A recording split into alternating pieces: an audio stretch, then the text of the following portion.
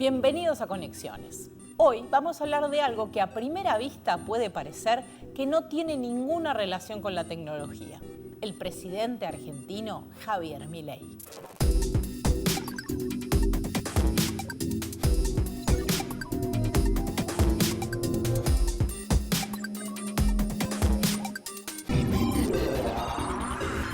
Mucho de lo que Javier Milei es y mucho de lo que proyecta tiene que ver con las lógicas con las que funcionan muchos de los avances tecnológicos de los que hemos hablado en Conexiones desde su primera temporada.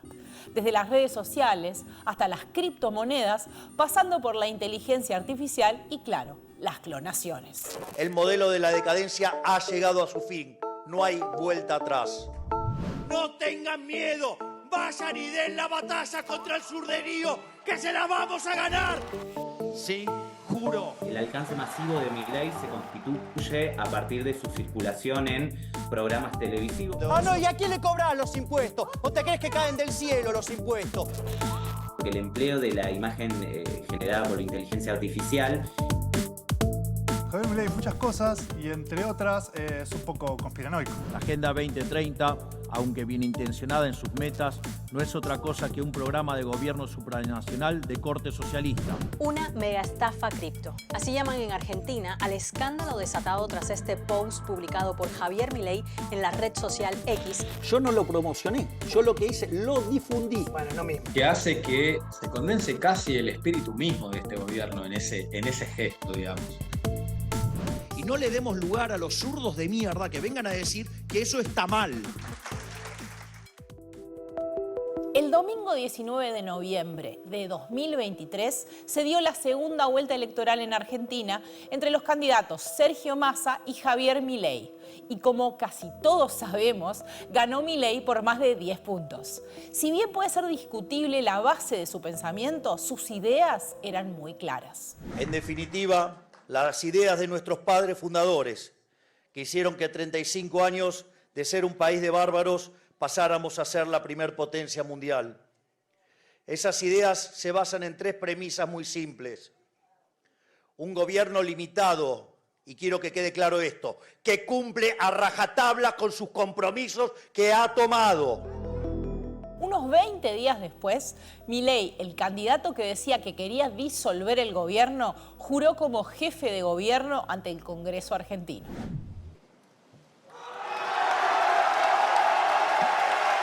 Ha hecho su ingreso el señor presidente electo de la Nación, doctor Javier Milei.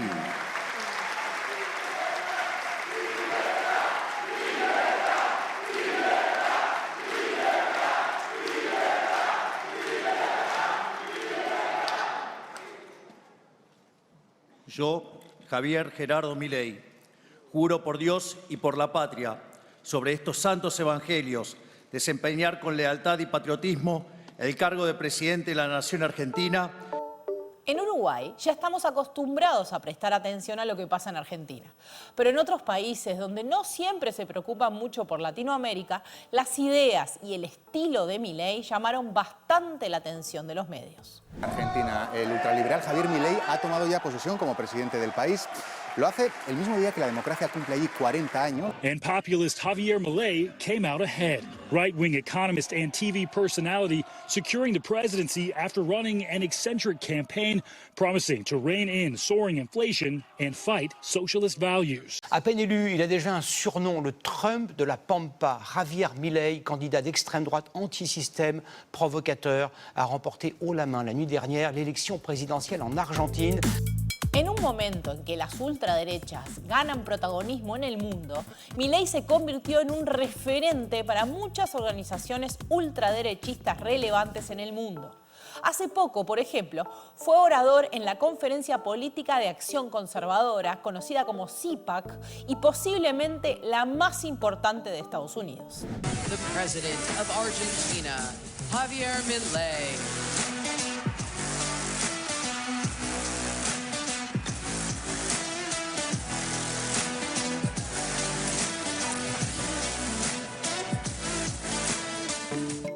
Pero esto no es de ahora. En 2022, cuando era diputado, participó en el mega evento de Vox, el partido de la ultraderecha española. No tengan miedo, vayan y den la batalla contra el surderío, que se la vamos a ganar. No tengan miedo, somos superiores productivamente, somos superiores moralmente. Vayan y den la pelea. Esto no es para tibios, esto es para tomarlo de cara a los socialistas y ganarle esta batalla. ¡Viva la libertad, carajo! ¡Viva la libertad, carajo! ¡Viva España! ¡Viva Vox! ¡Viva Santiago Abascal! ¡Viva la libertad, carajo! ¡Muchas gracias! La presidencia de Milei se ha caracterizado por una búsqueda de reducción del superávit fiscal a cualquier costo, pero también por un enfrentamiento discursivo a cualquiera que discrepe con él. Una forma de enfrentamiento que muchas veces es violenta, como en este discurso en la conferencia del Consejo Empresarial de América Latina. Porque si Argentina va a empezar a generar un proceso de fuerte crecimiento económico, en la medida que ustedes empiecen a generar ese proceso, se van a generar ganancias extraordinarias. Y no le demos lugar a los zurdos de mierda que vengan a decir que eso está mal. Algo que destaca Milei de otros políticos es que aun cuando el éxito electoral no puede aislarse del apoyo que recibió de grupos influyentes, es cierto que no hizo ninguno de los caminos tradicionales que siguen los políticos, sino que llegó a la presidencia desde los medios y desde las redes sociales. Sobre eso nos habla el docente e investigador de la Universidad de Buenos Aires y becario doctoral del CONICET, especializado en semiótica de los medios, Germán Rosso. Hay una serie de espacios mediáticos, unos espacios de mediatización que son clave en la construcción de su figura. Principalmente tenemos que pensar en dos espacios de la circulación de su imagen. Por un lado, la industria editorial. Milei empieza a consolidarse como un autor de libros de economía. Y por otro lado, tenemos su fuerte apuntalamiento televisivo. Es ciertamente cuando el alcance masivo de Milei se constituye a partir de su circulación en programas televisivos, particularmente la circulación en programas de actualidad política, en la franja nocturna, y entonces Milei empieza a consolidarse como una figura que primeramente está muy asociada al panelismo, ¿no? La discusión de panel, la confrontación fuerte de ideas, pero en un espacio temporal reducido en el cual hay que presentar fórmulas sintéticas y contundentes para tratar de ganar esas breves pulseadas que se dan entre los diferentes panelistas que están ahí disponibles. En un contexto de polarización extrema, con programas televisivos que convierten la conversación política en un show sensacionalista y un ambiente discursivo que ya era muy violento, Milei se posicionó rápidamente como un invitado recurrente. Así empezó la construcción de una imagen que luego le permitirá triunfar políticamente. El Estado presente. No, el Estado presente es un acto violento. Dale. Porque implica tratar desigualmente frente a la ley a la gente. Vos. Donde vos cuando le das derechos a la gente, lo tiene para ti. Claro, porque vos estás castigando al exitoso, porque a vos no te gusta que haya gente. Ah, no, ¿y a quién le cobrás los impuestos? ¿O te crees que caen del cielo los impuestos? Pero, nene, se llama restricción de presupuesto. Alguien lo tiene que pagar. Lo pagan los que laburan. ¿Sí? Cuando vos das un derecho, alguien lo tiene que pagar. Entonces hoy hay 8 millones de personas que laburan y se rompen el lomo para bancar 20 millones de cheques. Mientras otros candidatos presentaban un estilo formal e institucionalista en su participación en los talk shows, Milei fue formando un estilo que se convirtió en su marca registrada y luego mantendría como político y como presidente. Podemos pensar, el espacio televisivo es un lugar de consolidación de su popularidad, pero también es un lugar muy importante para pensar la consolidación de su estilo. Por un lado, un vocabulario, podríamos denominarlo así, un vocabulario pseudo-docto, ¿no? Como un estilo que lo asemeja a una expertise en el terreno de la economía, y por otro lado también pensar ese tan peculiar uso del vocabulario técnico de la lógica, ¿no? Esto de detectar falacia ad hominem, falacia ad populum, ¿no? Todo este vocabulario que está articulado entonces entre referencias económicas y este vocabulario de la lógica, articulado también con un estilo violento en sus modos de comunicación. Todos esos elementos que se van constituyendo desde esa etapa del panelismo se van articulando y es lo que arma su manera de intervención, es lo que constituye lo que en las teorías discursivas podríamos llamar su ethos, su forma de presentarse al público, que es tan efectivo y que fue tan innovador para instalarlo como una figura outsider. Esas apariciones en televisión empezaron también a llenar plataformas sociales y de video. Nos empezamos a encontrar con recortes, con ediciones de Milei gritando, insultando, presentados como triunfos violentos ante un enemigo. Algunos sintieron un rechazo inmediato, pero otros una atracción igual de inmediata.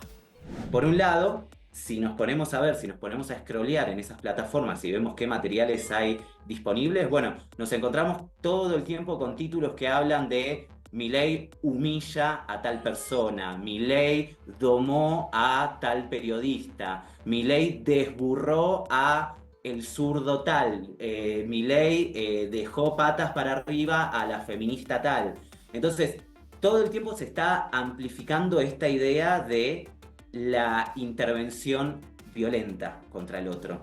Pero ¿qué es lo que busca capitalizar esto? Bueno, lo que busca capitalizar es esa indignación o resentimiento acumulados en ciertos sectores del electorado, que Milei parecería lograr expresar, lograr performar aquello que el electorado indignado le gustaría hacer pero no puede. Genera adhesiones desde el lado de esas afectividades disponibles y estos fragmentos mediatizados son sumamente eficientes en su formato para lograr esa atracción. En esta época, Milei empezó a desarrollar un perfil muy activo en redes sociales, en las que también tuvo un estilo muy diferente a la de la mayoría de los políticos. El efecto de esa construcción amateur no es simplemente dejar suelto la construcción mediática, sino que es intencionadamente mostrar cierta autenticidad, cierta cercanía, mostrar que se comunica como una persona más. O, como muchos de sus adherentes sostenían, Milei construye, podemos decir, un perfil de honestidad, esto se le suele llamar un ethos de honestidad, en el sentido de que parecería que él dice lo que piensa. Cuando vemos su Instagram, cuando vemos su Twitter, lo que podemos ver es el reposteo, el retuiteo constante de materiales, de una manera que parecería caótica, de una manera que no es planificada y que contrasta fuertemente con las campañas profesionalizadas del resto de los políticos. Milei no solo quiere domar a los zurdos, también quiere domar al algoritmo. Desde sus primeros acercamientos a la política, alrededor del ahora presidente argentino, se formó una constelación de influencers, cuentas paralelas y miles de bots y cuentas falsas orientadas a generar tracción y direccionar las discusiones en las plataformas sociales. Bien, y en torno a Milei también lo que tenemos es, podríamos pensarlo del siguiente modo, todo un círculo de comunicación paralela, ¿no?, a la comunicación oficial y profesional de Milei, que es interesante porque son como instancias de construcción del sentido y de la opinión de este grupo político y sus seguidores, que se construyen paralelamente pero tienen sus propias dinámicas, su propio peso y su forma de desempeño particular. Podríamos pensar que son algo así como los emisarios en el mundo digital, que lo que hacen es intervenir e ir direccionando la discusión pública, apoyados ciertamente y sin duda por todo el funcionamiento de un aparato troll, ¿sí?, que lo que permite es, a través del caudal de intervenciones, ir direccionando la discusión pública, ir direccionando los tópicos y el análisis, o mejor dicho, la interpretación de esos tópicos que se dan en las redes sociales. Estos influencers, trolls y bots no solo siguen a Milei políticamente, sino que también adoptan su estilo agresivo, lo que tiene un impacto general en la discusión pública. Este cambio y habilitación de sentidos que antes no se podían expresar públicamente, de formas violentas y demás, se va habilitando muchas veces a través de juegos que rozan las fronteras entre la ironía, el humor, lo que es dicho literal o no, ¿no? Es como corrimientos del sentido de lo decible que se van habilitando a partir de formas del humor que, si son atacadas o repudiadas, En todo caso se dice que fue solo un chiste, ¿no? Pero cuando son tomadas en serio tienen una pregnancia distinta. Como pasa con muchos de los fenómenos de los que hablamos en Conexiones, la violencia del mileísmo hacia aquellos que piensan diferente no se termina en las publicaciones en plataformas sociales o en los discursos políticos, sino que muchas veces se extiende al mundo físico.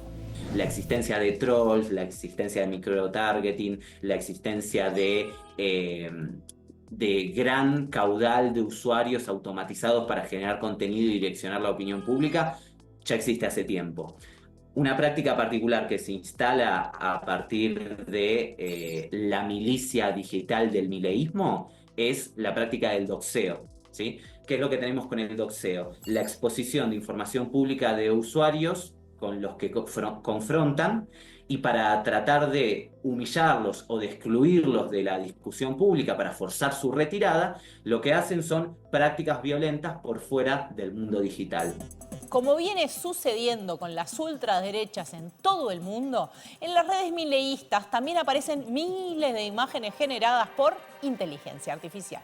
Es muy interesante porque el empleo de la imagen generada por inteligencia artificial busca, por un lado, ficcionalizar, podríamos decir, algunas situaciones sociales. Esto se ve sobre todo cuando hay hechos de represión, cuando hay alguna protesta. Muchas veces lo que aparecen son producciones de imágenes que buscan construir una narrativa paralela sobre eso y buscan también inundar las redes como si se tratara incluso de bloquear la circulación de la imagen producida por el fotoperiodismo de lo que aconteció. Pero más allá de ser parte de una tendencia global que algún día tendremos que abordar en Conexiones, ¿qué sentido político tienen esas imágenes? Germán Rosso nos lo explica. En ese sentido, lo que hacen las imágenes generadas por IA es reemplazar, ¿no?, la idea originaria que se busca instalar y en lugar de eso ofrecer una versión más simplificada que recurre a figuras míticas que ya están cargadas de una connotación clara, las ratas como lo malo, el león como lo bueno, como lo valiente, y de esa manera podríamos decir precisamente caricaturizar lo que sucede en el debate público, ¿no? En vez de exponer las razones por las cuales ciertos actores se oponen a ciertas medidas, en lugar de eso se dice que son simplemente ratas, que son simplemente la casta, que simplemente buscan beneficio económico, y de esa manera moralizamos la disputa política y evitamos la construcción de una argumentación, de dar razones, de dar explicaciones de por qué queremos hacer lo que queremos hacer desde la fuerza política. Seguramente si usás redes sociales o incluso por WhatsApp, puedes haber recibido o visto una imagen de Milei como esta, o como esta, o como esta incluso, o como esta, bueno, o esta, y te podrás haber preguntado, ¿de verdad creen que Milei es así? Sobre si creen que Milei es así o no, nos habla Germán Rosso. Acá estas imágenes no hay que analizarlas desde un paradigma realista de si es real o no lo que nos ofrecen. Lo que hay que analizar son sus efectos de sentido. Y Milei, ilustrado como un chat, ¿no?, todo musculoso, con su mandíbula prominente y demás, no busca fingir que Milei es así, sino lo que busca es expresar a través del vocabulario de las redes sociales un Milei exitoso. Es como que quien es exitoso en la comunicación pública merece ser representado como un chat. Pero por otro lado tenemos que también se interviene el cuerpo de las figuras femeninas de la fuerza. Y ahí es como el complemento de la imagen del chat, ¿no? ¿Qué es lo que tenemos en estas intervenciones? El cuerpo hipersexualizado de algunas de las referentes de La Libertad Avanza. Es como que la hipersexualización del cuerpo es lo que habilita la intervención de la mujer en la esfera pública, en la comunicación pública. ¿Cuál de estos empresarios tecnológicos manifestó apoyo público a Javier Milei? Jack Dorsey, Mark Zuckerberg, Elon Musk.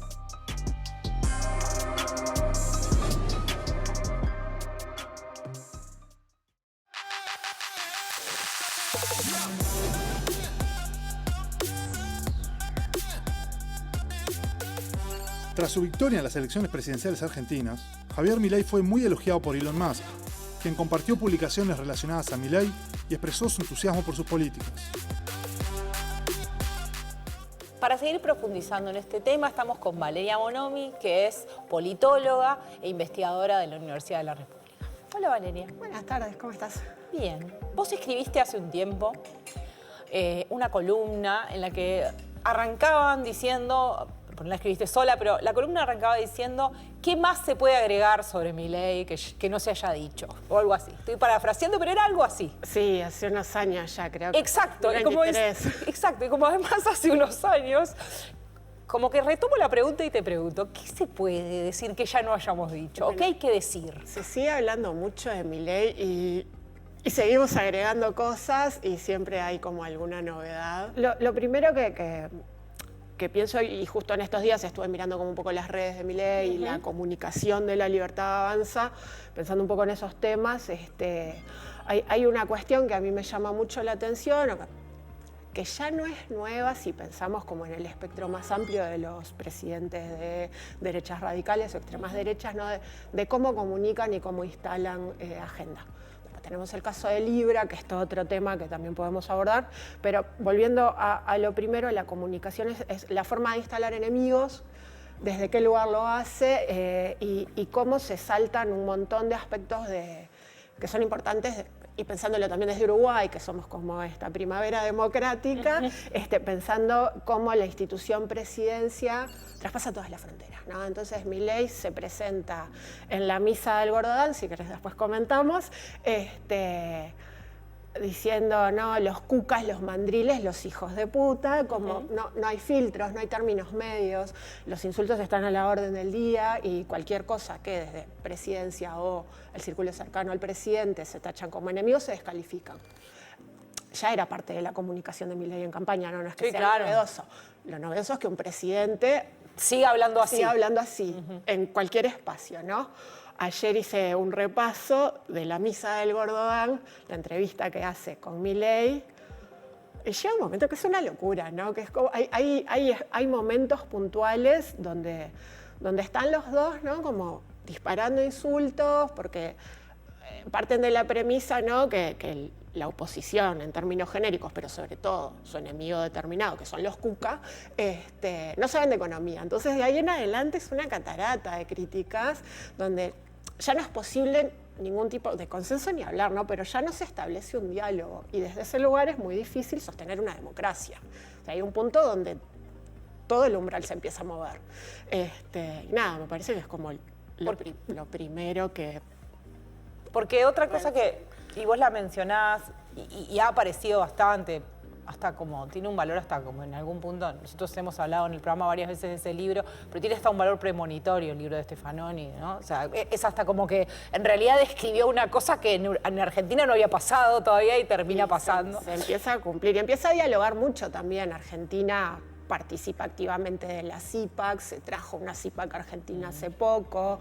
Digamos, él mantiene, aún siendo presidente, uno se preguntaba cómo hace para mantener ese rol de rebelde, pero hay algo de esa manera de hablar o de comunicarse que sostiene esa idea de que en algún punto él no es el poder, aunque es el presidente. Bueno, pero es una narrativa que también sostiene Trump, ¿no? Vienen por mí, pero vienen por ustedes. Yo estoy acá en el medio como atajando la bala. De alguna forma no se ponen en ese lugar entre mesías y de que están, no sé, tirando abajo el establishment o la casta, o cada uno habla en sus términos más o menos de la misma manera, ¿no?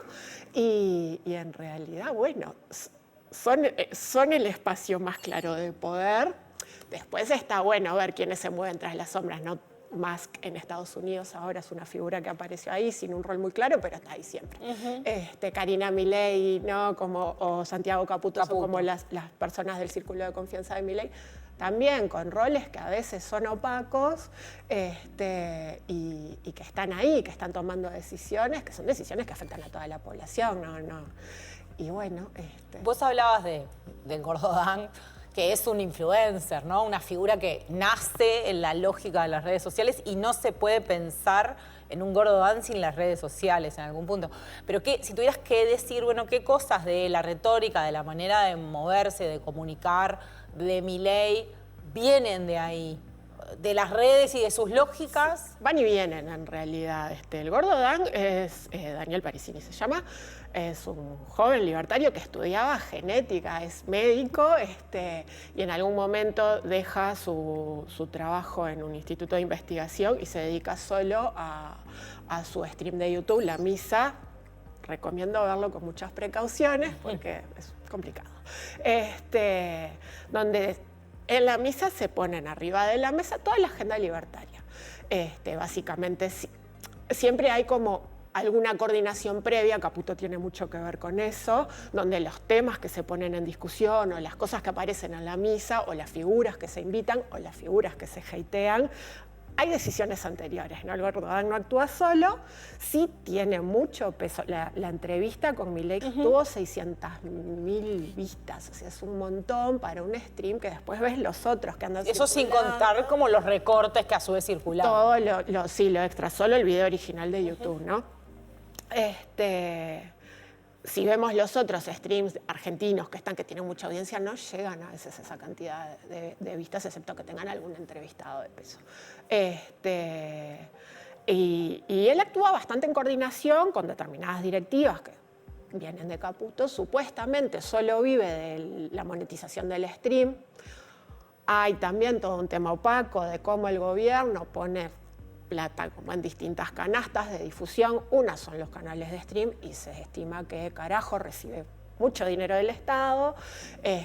Hay una investigación súper interesante de Agustín Espadas, un investigador del CONICET, que trabaja sobre cómo el gobierno, que se vanagloria de haber cortado la pauta oficial, financia distintos Claro, porque lo que hubo fue un corrimiento de gobiernos que ponían pauta en medios más tradicionales, como diarios, canales de televisión, programas o lo que fuera, hacia a decir, yo no pongo más ahí, pero en realidad está en otro lado. Sí, y sale de otras cajas, o sea, en teoría no hay más pauta oficial, sí sale dinero de otras cajas que acceder, o sea, de lugares donde acceder es más difícil, hay pedidos de acceso a la información, hay periodistas que están demandando al Estado para pedir esa información porque no es información que esté a la vista. Entonces, también la financiación de estos espacios, ya sea el Gordo Dan u otros, también es bastante brumosa, con lo cual no se sabe cuánto dinero se pone. La misa no tiene pauta, no hay un solo auspiciante, entonces bueno, solo con la monetización de audiencias... Es difícil. Es sospechoso. Sí. Capaz que sí.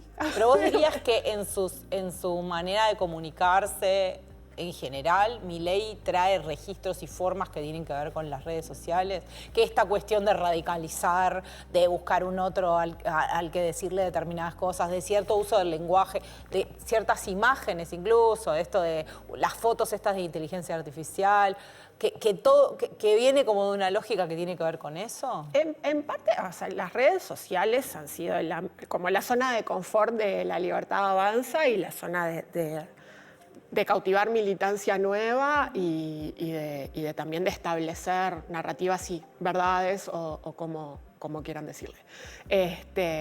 Milei de alguna manera supo conectar con un público que estaba en redes, que estaba decepcionado o no mirando ni siquiera el escenario político y logra movilizar a una masa que es novedosa, al menos en la política más tradicional. Y mantiene esas formas, y incluso sus posteos de redes, su actividad excesiva en redes. Es humanamente imposible tener el nivel de actividad que Javier Milei tiene en redes sociales, pero las maneja él, ¿no? Entonces creo que hay como una suerte de industria de la generación de contenidos y de instalación de narrativas en la que Javier Milei se mueve muy cómodo. Y mucho se habla de las diferencias que existen entre Uruguay y Argentina y de que no es probable que tengamos un Milei. Pero ¿qué cosas vos dirías que de esas retóricas, de esas formas de vincularse, dirías que hay algo de eso que está entrando en las formas de hacer política, en los debates políticos en Uruguay? Sí, Uruguay no es una isla. De hecho, con un colega, con Fede Musto, hace unos meses escribimos sobre la última conferencia de CIPAC y Uruguay estuvo presente. hay como cuestiones incipientes que se entran a instalar, ¿no? Y ahora también con este colega y otro más estamos siguiendo los movimientos anti-Agenda 2030, la conversación en redes en Uruguay, y también hay cosas, y bueno, tenemos a Salle en el Parlamento, que está llevando esa batalla adelante. Después las formas acá son distintas, creo que un poco lo que podemos haber aprendido, salvando mil distancias con Milei y la Libertad Avanza, ¿no? Cuando la irrupción de Cabildo Abierto, que decíamos, bueno, llegó a la extrema derecha, no sé, estuvo ese discurso, ¿no? A Cabildo Abierto un poco se lo come la partidocracia y las dinámicas de entre las cámaras, la negociación en la coalición y lo que parecía que iba a ser una irrupción de algo nuevo, de una tercera opción. Después está la discusión si es extrema derecha o no, mil otras cosas más. Cabildo no tuvo ni esa inserción en la internacional de la extrema derecha, por decirlo de alguna manera. Decidieron no participar de los órganos de integración, ya sea CIPAC o otro tipo de conferencias. La Carta de Madrid no la firma ningún cabildante, o sea, es como que se mantuvieron en este escenario local.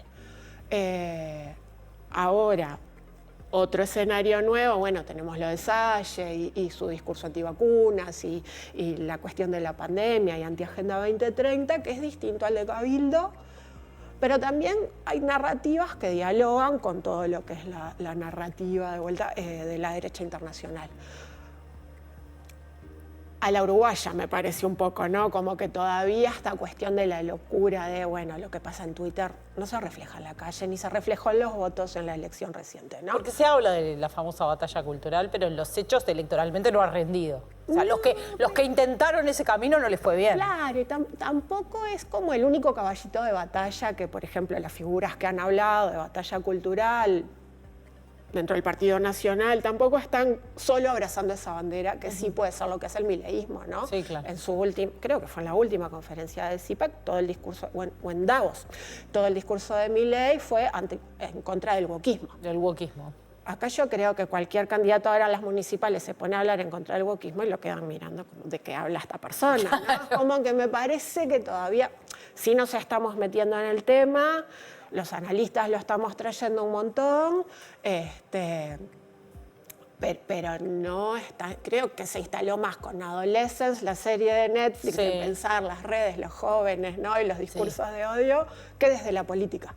Entonces, vamos como en un camino bastante más lento. De ahí a descartar que haya un Milei a futuro, imposible saberlo, ¿no? Pareciera que no, que estamos como muy abrazados a la institucionalidad y la democracia. Y nunca se sabe, pero no, a priori no. Estamos lejos, me parece. Valeria, muchas gracias. Por favor, a las órdenes. Seguimos en Conexiones. En febrero de este año, una vez más, Milei fue el centro de todas las miradas. Y esta vez fue por una estafa con criptomonedas. Una mega estafa cripto. Así llaman en Argentina al escándalo desatado tras este post publicado por Javier Milei en la red social X, que ha desatado una crisis en su gobierno. El presidente argentino promocionó una nueva criptomoneda llamada Libra, asegurando que incentivaría la economía argentina. El valor de la criptomoneda comenzó a aumentar exponencialmente, pero al poco tiempo un pequeño grupo de inversores retiró su dinero y el precio de Libra se derrumbó. Aunque Milei decidió borrar su publicación en X y afirmó no conocer los pormenores del proyecto, miles de personas ya habían resultado afectadas, sufriendo pérdidas millonarias. Milei aseguró una y otra vez que él no sabía nada de la estafa, que solo lo difundió porque es un tecno-optimista. El escándalo Libra resulta particularmente relevante cuando tenemos en cuenta que afecta a alguno de los principales campos en los que Milei se presentó siempre como un experto: economía y tecnología. El investigador y docente en la Universidad Nacional de San Martín, la Universidad Nacional de Rosario y el CONICET, Ezequiel Gato, nos habla de esto. Que hace que se condense casi el espíritu mismo de este gobierno en ese gesto, digamos, que tiene que ver con las finanzas, pero que también tiene que ver con cierta forma de adoración de las tecnologías, que tiene que ver con una oportunidad de negocios, que tiene que ver con el Estado buscando, digamos, incentivar inversiones privadas a partir de una moneda, que tiene que ver con un presidente que había sido asesor financiero de empresas hasta no mucho tiempo antes de comenzar a participar en política electoral. Pero Libra no fue el primer gran escándalo relacionado con las criptodivisas que sacudió a Argentina. Pocos meses antes nos enteramos que casi la tercera parte de la población de una ciudad de provincia de Buenos Aires cayó víctima de una estafa mediante la criptomoneda Rainbow X. Una posible estafa piramidal mantiene en vilo a miles de familias en San Pedro. ¿Qué es lo que está pasando en esta localidad bonaerense? Les prometieron ganancias impresionantes, pero cuando la plata no empezaba a volver, se empezaron a preguntar. Donde 20.000 habitantes de los 70.000 están invirtiendo en una aplicación. Meses atrás empezó a ganar fama un fondo de inversión de nombre Night Consortium que prometía rendimientos extraordinarios de hasta el 1% diario en dólares. Se trata de la criptomoneda Rainbow X. El boca en boca encendió el interés. Se estima que 12.000 de los 70.000 habitantes llegaron a invertir en la plataforma, atraídos por el rédito que prometía el fondo a través de la compra de una criptomoneda. Estos accionistas extranjeros alentaban a los inversores a sumar a nuevos participantes para mantener el flujo de dinero.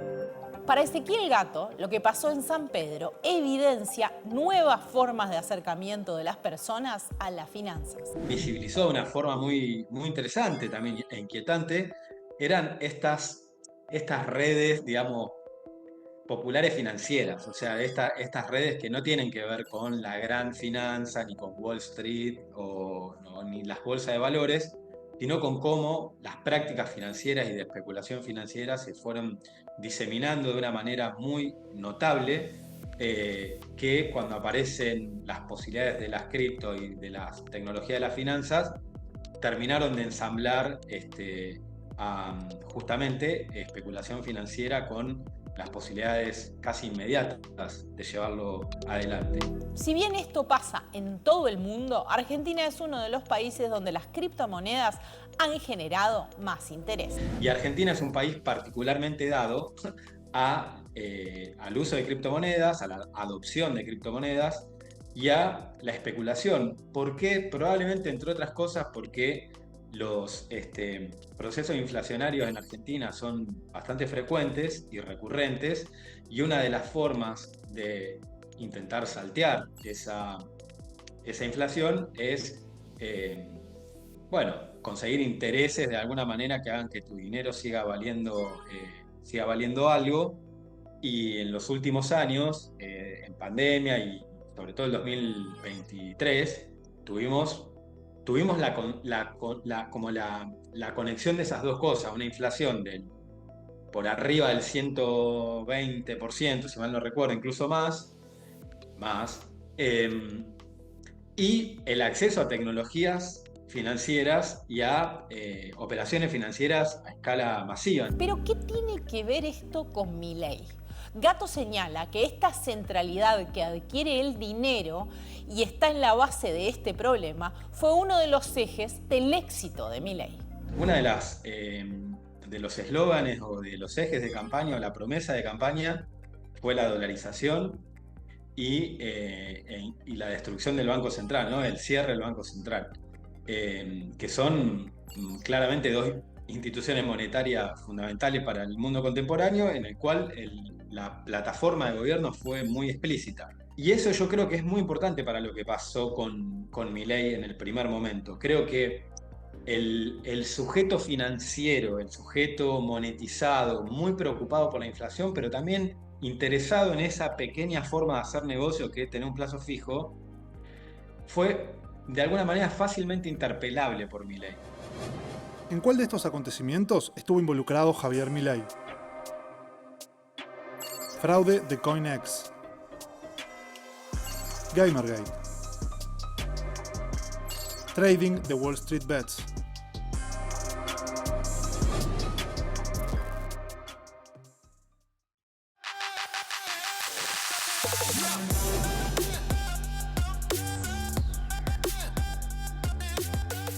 Antes del escándalo de Libra, Javier Milei promocionó en 2021 la plataforma CoinEx, que prometía altos rendimientos con criptomonedas. Más tarde, la Comisión Nacional de Valores la denunció por operar sin autorización y en 2023 fue allanada por fraude. Milei alegó que solo dio una opinión profesional, pero fue criticado por impulsar una inversión no regulada que terminó perjudicando a muchos. En esta temporada de Conexiones ya hablamos de los cambios en el mundo del trabajo y un aumento de la cantidad de trabajadores informales en empresas de plataformas. Estos trabajadores que no acceden a algunos de los beneficios que los estados modernos le daban a los ciudadanos se convirtieron también en un eje central del éxito de Milei. Algo que el mileísmo supo hacer fue hablarle a un sector de la población que básicamente podríamos llamarlo el monotributista decepcionado, que a veces se autopercibe emprendedor, a veces se autopercibe un laburante que no llega a fin de mes y que la pelea todos los días, depende, digamos, el momento. Pero le habló, yo creo que los libertarios lograron saltar el perímetro de una serie de universidades privadas, unos autores de nombres alemanes y austríacos y una cosa de panelismo medio como de entretenimiento, cuando este personaje, digamos, social o este nuevo protagonista social, porque la Argentina tiene un 40 y pico, 50% de trabajo informal, empezó a escuchar en ese discurso algo que le hablaba. Es que en una situación en la que hay incertidumbre sobre el presente, pero también sobre todo sobre el futuro, el dinero y las finanzas ofrecen una perspectiva de ese futuro. Sobre eso nos habla Ezequiel Gato. El dinero, a diferencia del trueque que habría, digamos, cancelado en ese movimiento lo intercambiable, yo te doy esto, vos me das esto, fin del intercambio, el dinero, la posesión del dinero, es siempre un intercambio más, digamos. Es siempre la promesa de un intercambio más. Es como si abriese la circulación de los intercambios en lugar de cancelarlo, como habrían hecho estas formas no monetarias. Porque justamente la potencia del dinero es que no es una vaca, no es un ladrillo, y vos no estás obligado a cambiar ese dinero por algo específico. Y eso hace que el dinero sea una especie de como de ansiolítico, que el dinero, al ser tan abstracta aquello por lo cual lo vas a intercambiar, te permite pensar que vos podés lidiar con una mayor cantidad de incertidumbres. Como siempre que precisamos que nos expliquen algo un poquito más, trajimos a nuestro productor Joaquín Morella. ¿Cómo estás, Joaquín? ¿Qué tal? ¿Cómo estás? Bueno, hay una parte de Milei, una faceta de la que no hablamos todavía. Exactamente, porque Javier Milei es muchas cosas y entre otras es un poco conspiranoico. O al menos... cree un poquito en algunas. Dice muchas cosas que dicen muchos conspiranoicos. Digamos que nunca en la política es nuevo el conspiracionismo y en Argentina mucho menos. En los 60, bueno, en los 50 y 60, por ejemplo, los hijos de Eichmann tenían un aparato de circulación de teorías conspirativas mientras su padre estaba siendo juzgado en Israel. Por otro lado, en los 70, a veces tomando esas mismas teorías conspirativas de los hijos de Eichmann, la dictadura cívico-militar también tenía esas teorías conspirativas que de hecho los llevaron a tener un tratamiento bastante más cruento con algunos presos judíos. Durante la democracia también hubo idas y venidas y mucho de eso. Y hay también personajes que son explícitamente conspiracionistas, pienso en Biondini, pienso que, bueno, no es de la política, pero Cinda Brandolini también tiene un perfil claramente conspiracionista y aparece, fue invitada al Parlamento en su momento a hablar, pero Milei lo que pasa es que combina dos cosas, es muy explícito en algunas de esas cosas, es verdad que no es de los más burdos del conspiracionismo en Argentina, pero es muy explícito y al mismo tiempo es el presidente. Que eso sí es un poco ya una novedad.